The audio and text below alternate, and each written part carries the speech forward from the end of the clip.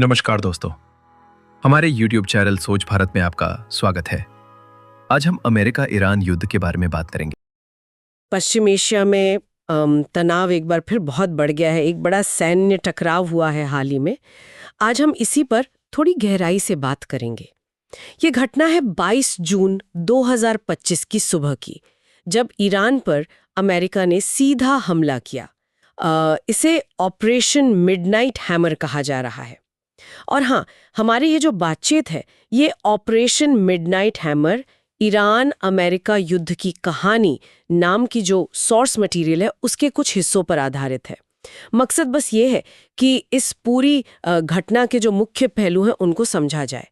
तो चलिए शुरू करते हैं। सबसे पहले ये नौबत आई कैसे, मतलब इसकी पृष्ठभूमि क्या थी? देखिए, जून 2025 की शुरुआत में ही ईरान और इजराइल के बीच मामला काफी ज्यादा गर्म हो गया था।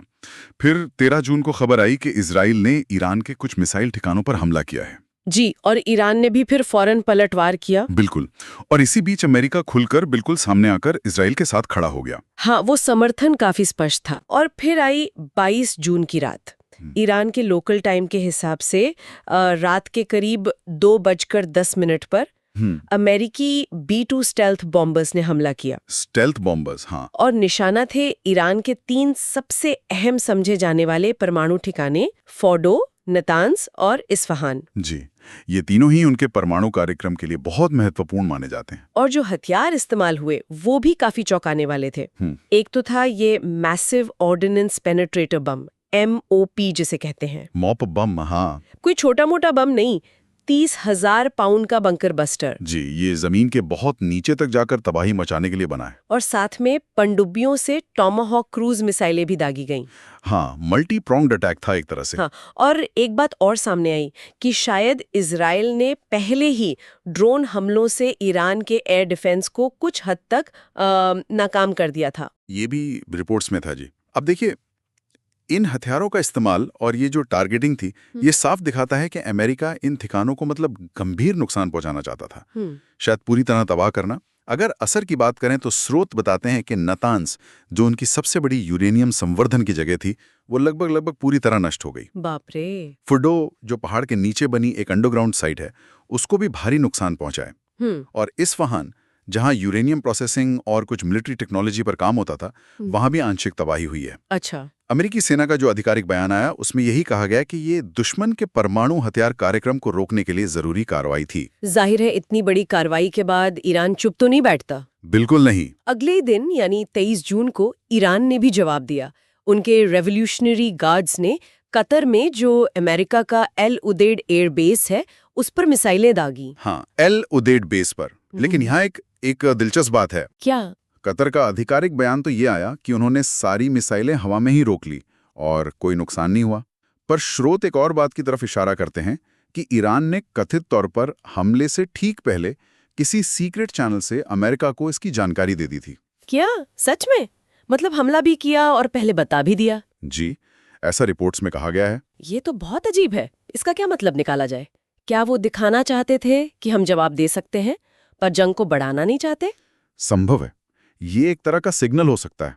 मतलब जवाब देना भी जरूरी था अपनी जनता और समर्थकों के लिए, लेकिन शायद वो फुल स्केल वॉर नहीं चाहते थे। एक कंट्रोल्ड एस्केलेशन जिसे कहते हैं। और दुनिया भर से क्या रिएक्शन आए? वो तो बहुत तेजी से आए। अमेरिकी राष्ट्रपति ट्रंप का बयान आया, उन्होंने इसे ईरान के लिए आखिरी चेतावनी कहा। आखिरी चेतावनी, ओके। दूसरी तरफ रूसी राष्ट्रपति पुतिन ने इसे बिना उकसावे की आक्रामकता कहा और ईरान का समर्थन किया। अच्छा, रूस का स्टैंड क्लियर था। जी। बाकी संयुक्त राष्ट्र, यूरोपीय संघ, चीन, इन सब ने संयम बरतने की अपील की, जो कि अपेक्षित था। और इजराइल ने क्या कहा? इजराइल ने तो जाहिर है अमेरिकी कार्रवाई का पूरा समर्थन किया। उन्होंने कहा कि ये मध्य पूर्व में स्थायित्व के लिए जरूरी था। तो दुनिया काफी बटी हुई नजर आई इस पर। बिल्कुल।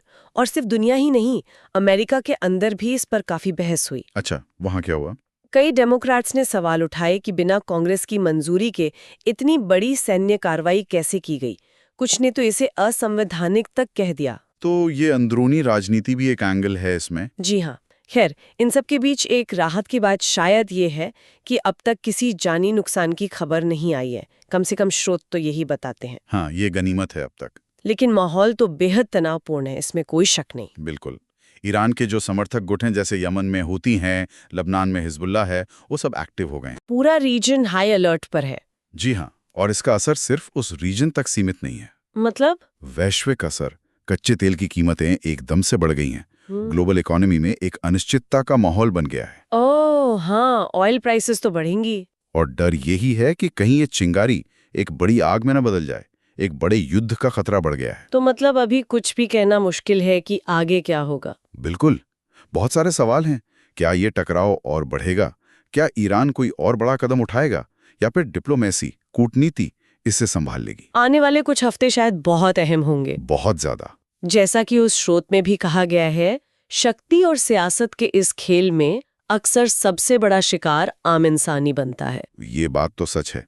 और ये पूरी घटना एक बुनियादी सवाल फिर से खड़ा करती है क्या? कि क्या इस तरह की जो एक तरफा सैन्य कार्रवाई होती है, खासकर परमाणु प्रसार रोकने के नाम पर, क्या ये वाकई कोई स्थायी समाधान ला सकती हैं, या ये सिर्फ संघर्ष का एक नया और शायद पहले से भी ज्यादा खतरनाक चैप्टर शुरू कर देती है? ये वाकई सोचने वाली बात है। अगर आपको ये वीडियो पसंद आया तो हमारे चैनल को सब्सक्राइब करें, इस वीडियो को शेयर करें और इस जर्नी में हमारा साथ